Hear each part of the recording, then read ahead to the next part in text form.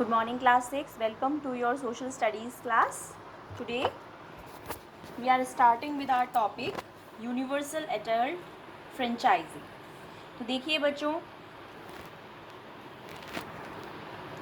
Democracy is a form of government. Democracy वो form है government की जहाँ पर पीपल जो हैं वो अपना रिप्रेजेंटेटिव बाय वोटिंग डिसाइड करते हैं. तो दे द इलेक्टेड रिप्रेजेंटेटिव, जो पर्सन चुना जाता है, then make and enforce laws, वो बनाता है और उनको लागू करवाता है सिटीजन्स के बिहाफ पर लॉज को, है ना. However a government can not call itself a democracy. लेकिन गवर्नमेंट जो है वो अपने आप को डेमोक्रेसी तब तक नहीं कह सकती if it does not provide the right to vote to all the citizens. जब तक वो अपने सभी सिटीजन्स को जो कि 18 साल की उम्र के हैं या 18 साल से ऊपर के हैं, उन्हें वोटिंग का राइट नहीं देती है. और जो वोटिंग का राइट है एडल्ट सिटीजन्स को, वही कहलाता है यूनिवर्सल एडल्ट फ्रेंचाइज, राइट. तो इंडिया में एक बहुत लंबा स्ट्रगल हुआ है सिटीजन्स के द्वारा इस राइट को पाने के लिए. ड्यूरिंग द ब्रिटिश रूल के दौरान ब्रिटिश लोग जो थे वो इंडियंस लोगों को गवर्नमेंट, देश की जो गवर्नेंस थी, मतलब देश में जो कामकाज चलता था, रूलिंग होती थी, उसमें लोगों को, भारतीय लोगों को शामिल होने से रोकते थे. केवल जो बहुत ज़्यादा पैसे वाले लोग थे उन्हें ही इलेक्शंस में पार्टिसिपेट करने का अधिकार था. लेकिन जो विमेंस थी, गरीब लोग थे या जिनके पास कोई प्रॉपर्टी नहीं थी, उन लोगों को वोट देने का अधिकार नहीं था. लेकिन भारत ने जब स्वतंत्रता प्राप्त की, इंडिपेंडेंस मिली भारत के लोगों को, the right to vote was extended to all the sections of the society. तो उस समय वोट देने का अधिकार सभी सेक्शंस के लोगों को दिया गया. सोसाइटी में चाहे कोई भी वर्ग हो, सभी को वोट देने का अधिकार दिया गया. लॉज और रूल्स दोनों ही बहुत ज़रूरी हैं किसी भी देश के कामकाज को चलाने के लिए या किसी इंस्टीट्यूशन को चलाने के लिए. आप सभी जानते हैं इंडिया में पीपल्स जो हैं, लोग जो हैं, वो वोट देते हैं इलेक्शंस में अपने रिप्रेजेंटेटिव को चुनने के लिए, जिससे गवर्नमेंट बनाई जा सके. यहाँ पर आपको एक केस स्टडी दी हुई है, तो पढ़ते हैं.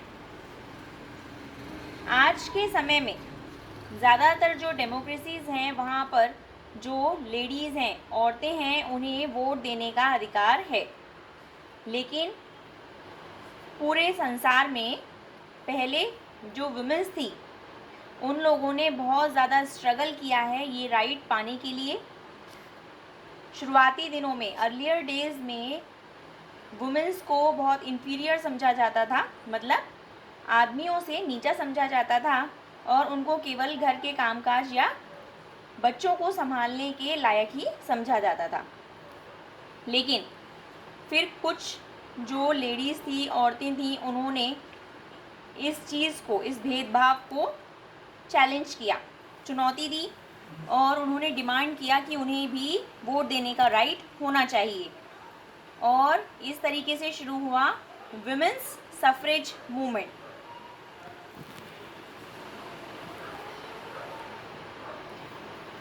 तो सफ्रेज का मीनिंग होता है मताधिकार, मतलब वोट देने का अधिकार.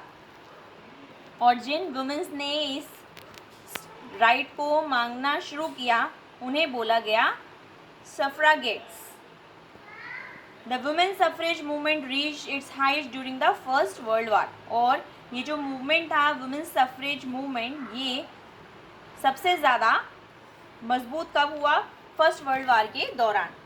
ड्यूरिंग द वार, इस वार के दौरान, इस युद्ध के दौरान जो आदमी थे वो युद्ध पर गए हुए थे और वर अवे, मतलब वो दूर गए हुए थे और युद्ध के लिए गए हुए थे एज अ रिजल्ट. और जब आदमी वहाँ पर मौजूद नहीं थे, अपने अपने देशों में मौजूद नहीं थे, वो युद्ध में गए हुए थे, तो उस समय जो औरतें थीं उन्होंने ही सारी रिस्पॉन्सिबिलिटीज़ अपने घर की, काम की संभाल रखी थी, जहाँ पर केवल पहले आदमी ही काम करते थे। जब लोगों ने ये पाया कि जो वुमेन्स हैं वो सभी कामों को बहुत अच्छे से मैनेज कर रही हैं और इम्पॉर्टेंट डिसीजंस भी वही ले पा रही हैं, they regretted the stereotype they had created for women. तो तब उनकी जो घिसी पिटी सोच थी उसके लिए वो आदमी पछताने लगे। उन्होंने अब ये समझ लिया था कि वुमेन्स भी पूरी तरह से कैपेबल हैं, जो काम आदमी कर सकते हैं वो वुमेन्स भी बहुत अच्छे से कर सकती हैं।